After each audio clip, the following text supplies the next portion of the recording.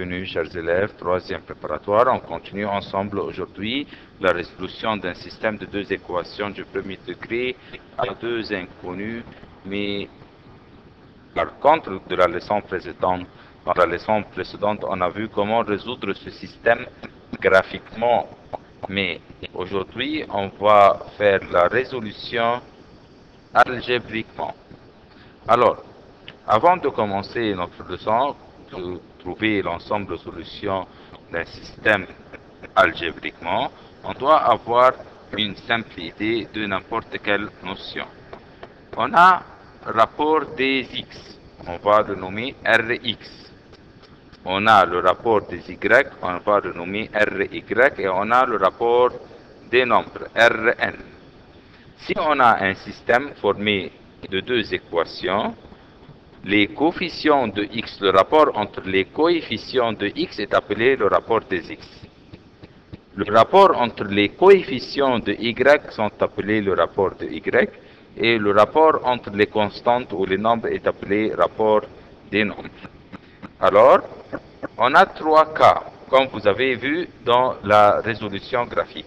Si le rapport de x n'égale pas au rapport des y, si le rapport de x n'égale pas le rapport de y, alors les deux droites sont séquentes, comme voilà, comme si vous vous rappelez de la résolution graphique. Si on a un repère cartésien, voilà et voilà, si on va essayer de représenter deux équations, un système d'équations dont le rapport de x n'égale pas au rapport de y, on va voir que les deux droites vont se couper en un seul point. Voilà la droite, la première droite d'équation, et voilà par exemple la deuxième droite d'équation.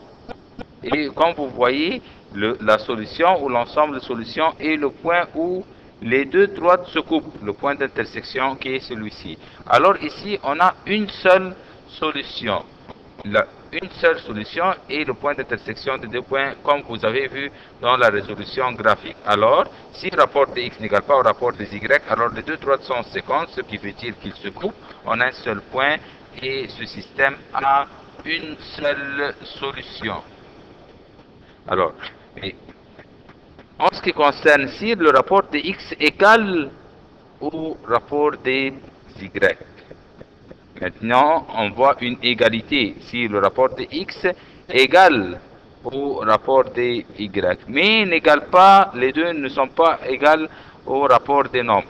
Alors, les deux droites d'équation vont être parallèles. Ça veut dire qu'il n'y a pas de solution. Pourquoi? Comme vous avez vu dans la résolution graphique, si voilà est le repère cartésien, et on veut représenter le système qui est formé de deux équations. Par exemple, voilà la première équation, la droite qui représente la première équation, et voilà la droite qui représente la deuxième équation, et vous allez voir que les deux droites sont parallèles, ce qui veut dire qu'il n'y a pas un point d'intersection, ce qui veut dire qu'il n'y a pas de solution, ou l'ensemble de solutions est vide. Donc, vous voyez, pas de solution. Alors, on peut ajouter aussi que l'ensemble de solutions, sans faire des étapes, on va savoir que l'ensemble de solutions est vide parce qu'on sait que les deux droites sont parallèles. Le troisième et le dernier cas, si le rapport des x est égal au rapport des y, voilà, le rapport des x est égal au rapport des y, comme le deuxième cas, mais est égal aussi au rapport des nombres. Si les trois rapports sont égaux, alors les deux droites sont confondues. Et confondues, ça veut dire qu'une droite se trouve sur la deuxième droite. Les deux droites sont confondues.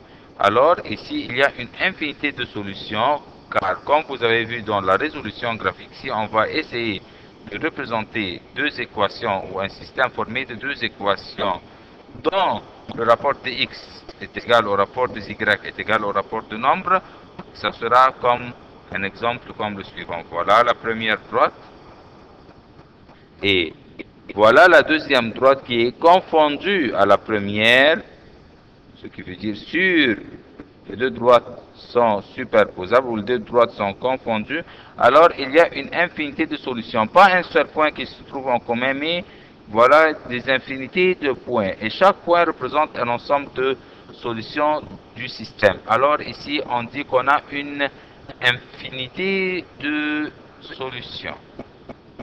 Ça, c'est pour savoir le nombre de solutions. On peut avoir une seule, pas de solution ou infinité de solutions. Alors, voyons ensemble un exercice. Voilà l'exercice. Quel est le nombre de solutions de chacune des systèmes d'équations suivants? Alors, on va appeler ici première équation et celle-là la deuxième équation. On va séparer. Voilà. On va tout d'abord calculer le rapport des x. R de x, ça veut dire le rapport des x. Les deux équations doivent avoir la même forme pour calculer le rapport des x, le rapport des y et le rapport des nombres. Si les deux équations n'ont pas la même forme, on doit convertir une des deux équations sous la forme de la deuxième. C'est impératif que nous ayons les deux équations ayant la même forme.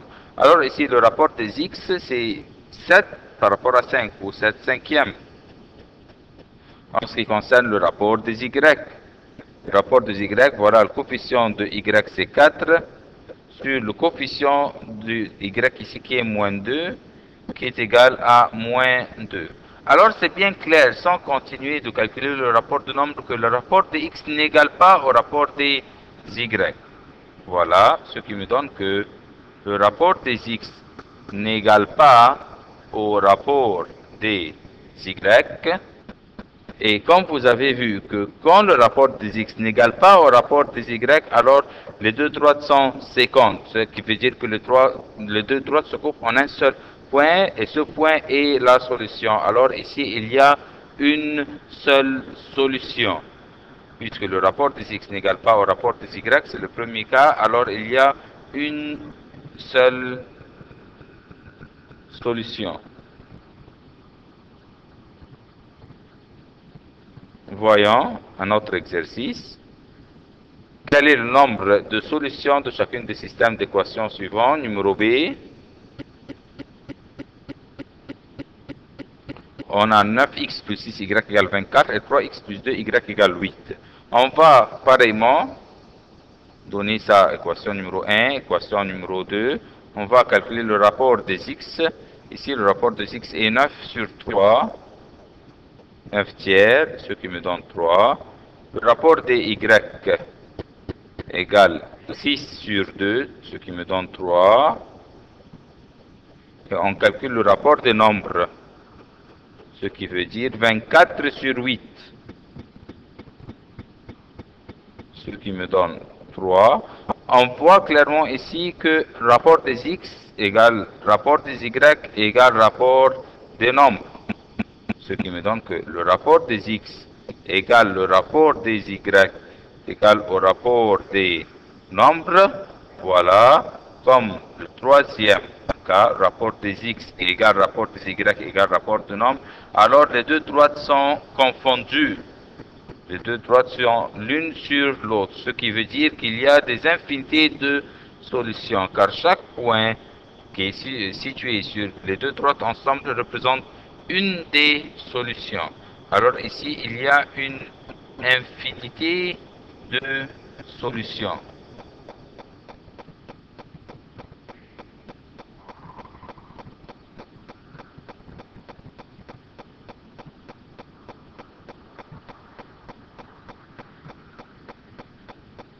Voilà, numéro C. Avant d'aller au numéro C, vous pouvez voir clairement que les deux équations sont pareilles, car 9x et 3x, 6y sur 2y, 24 sur 8, c'est comme la deuxième équation est multipliée par 3. Si on multiplie la deuxième équation par 3, on obtient la première équation. Ce qui veut dire, si on multiplie 3x